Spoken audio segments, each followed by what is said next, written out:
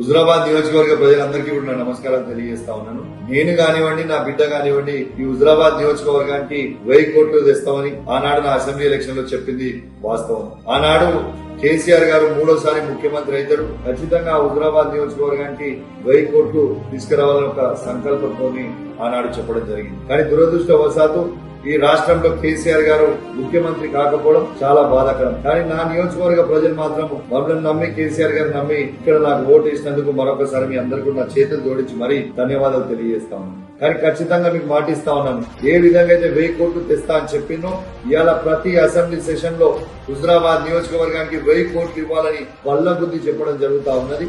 దయచేసి నా హుజురాబాద్ నియోజకవర్గానికి కూడా 1000 కోట్ల రూపాయలు ఇవ్వాలి. నా చేతులు జోడించి మరి కోరుకుంటూ సెలవు తీసుకుంటా. థ్యాంక్ యూ అధ్యక్ష. కానీ ఈ దున్నపోత మీద నీళ్లు పోసినట్టు ఈ కాంగ్రెస్ ప్రభుత్వం వివరిస్తా ఉన్నది. కానీ మీ అందరిలో మాటిస్తా ఉన్నాను, వెనుక కనబడుతున్న సింహం ఈ తెలంగాణ రాష్ట్రానికి మరొకసారి ఖచ్చితంగా ముఖ్యమంత్రి కావడం ఖాయం.